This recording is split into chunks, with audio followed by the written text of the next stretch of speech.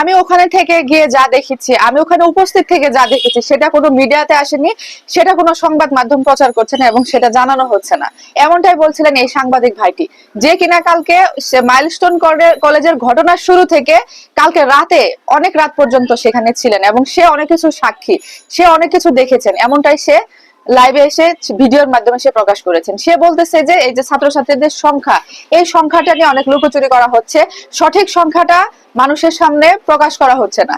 সঠিক যে ছাত্রছাত্রীর সংখ্যা, সেই সংখ্যাটা মিডিয়ার সামনে প্রকাশ করা হচ্ছে না, অনেক অংশে কমিয়ে কমিয়ে বলা হচ্ছে। উনি এমনটাই বলছিলেন এবং উনি বলেছিলেন আমি ওখানে শুরু থেকে উপস্থিত ছিলাম, ওখানে একটা অনুষ্ঠানে গিয়েছিলাম, আমি একজন সংবাদ কর্মী, আমি একজন গণমাধ্যম কর্মী, আমি ওখানে উপস্থিত থাকা অবস্থায় যখন এই ঘটনাটি ঘটে আমি সঙ্গে সঙ্গে সেখানে যাই। সেখানে যাওয়ার পরে শুরুতেই ঢুকতে আমি 12-13 জনকে পড়ে থাকতে দেখি এবং তারা কেউ দুনিয়াতে নেই, তারা উপারে চলে গেছেন অলরেডি। আর তাছাড়াও এই ক্লাসরুমের ভিতরে ক্লাস 3-তে যারা ক্লাস 3 এবং ক্লাস 2 না 1 দুইটা শ্রেণীকক্ষ পড়ে, মানে দুইটা শ্রেণীকক্ষে এরকম হয়েছে, দুইটা কক্ষেরই নাকি আপনার কোনো ছাত্রছাত্রী আর দুনিয়াতে নাই, এমনটাই উনি জানিয়েছিলেন।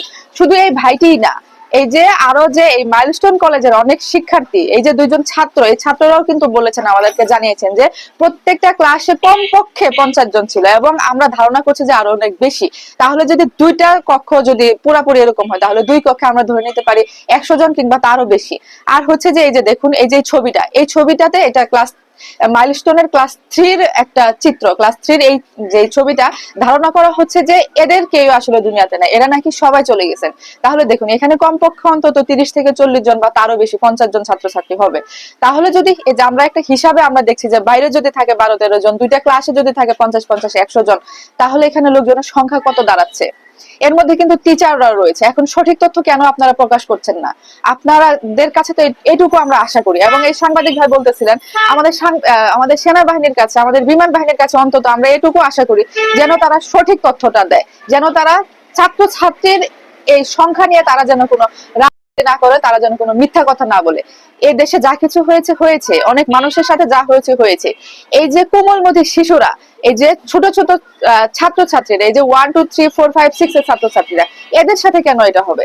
এই ভাইটি বলতেছিলেন আমরা আশা করি সেনাবাহিনীর সদস্যরা এবং যারা বিমান বাহিনী এবং নৌবাহিনী এর দায়িত্বে যারা আছেন, তারা এই জিনিসটি গোপন করবেন না, আমাদেরকে সঠিক তথ্য দিয়ে বাবা মাকে সাহায্য করবেন অন্তত হলেও। কারণ বাবা মারা এখনো হন্যে হয়ে খুঁজছে, অনেকে চিহ্নিত করতেছে যে এটা আমার মেয়ে, কিন্তু তাদেরকেও তার মেয়েকে বুঝিয়ে দেওয়া হচ্ছে না। এটা কেন করা হচ্ছে এটা আসলে আমরা জানি না, আমরা আসলে চাই না এমনটি করা হোক, আমরা আপনাদের কাছে এটা আশা করি না।